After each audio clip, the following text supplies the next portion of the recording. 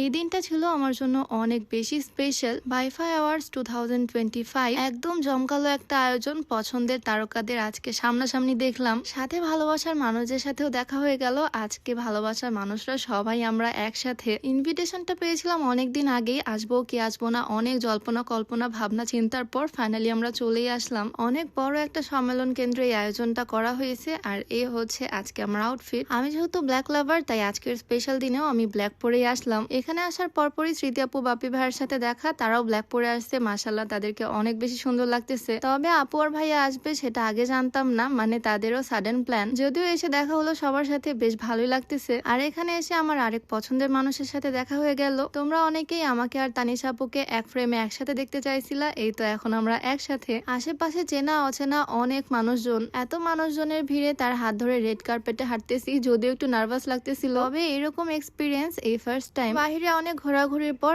এখন আমরা শোটা এনজয় করব, যেখানে থাকবে আমাদের সবার পছন্দের নায়ক নায়িকারা, তারকারা। সবকিছুর অর্গানাইজেশন আমার কাছে দারুণ লাগছে। আর বাইফা অ্যাওয়ার্ড শোতে আমি ফার্স্ট টাইমে আসলাম। এখানকার ম্যানেজমেন্ট থেকে শুরু করে সংশ্লিষ্ট যারা আছে খুব সুন্দর করে এই প্রোগ্রামটা অ্যারেঞ্জ করছে। এখানে এসে বসার কিছুক্ষণের মধ্যেই অনুষ্ঠানটাও শুরু হয়ে গেল। এই প্রোগ্রামটার জন্য আমার এত বেশি এক্সাইটমেন্টের রিজন একটাই, এতদিন পর্যন্ত যাদের টিভির পর্দায় দেখছি, সিনেমা হলে গিয়ে যাদের মুভি দেখছি, তাদেরকে আজকে সামনাসামনি দেখতে পারবো। সন্ধ্যার পর পরে এই শোটা শুরু হয়েছে আর একদম রাত 12টা পর্যন্ত চলবে। ফার্স্টেই দিঘির পারফরমেন্স শুরু হয়ে গেল। ও যখন ছোট ছিল তখন আমরাও ছোট ছিলাম। শুধু ডান্স পারফরমেন্স না, মডেলিং, গান সবকিছুই থাকবে। র্যাম স্টেজে ছিল অপু বিশ্বাস, সে মাশাআল্লাহ এত বেশি সুন্দর সামনে থেকে। আমি জাস্ট একটা জিনিস দেখে অবাক হয়েছি, ক্যামেরাতে বা অন স্ক্রিনে তাদেরকে যেমন দেখতাম তার থেকে সবাই সামনাসামনি আরো দ্বিগুণ তিনগুণ বেশি সুন্দর। স্টেজে যখন তানজিন তিশার পারফরমেন্সটা শুরু হয় তখন আমার হাজবেন্ডের এক্সাইটমেন্ট একদম দেখার মতো ছিল। তার ছোটবেলার ক্রাশ নায়িকাকে নিজের সামনে দেখতেছে। আর দেন স্টেজে আসলো আমাদের সবার প্রিয় মেহজাবিন আপু।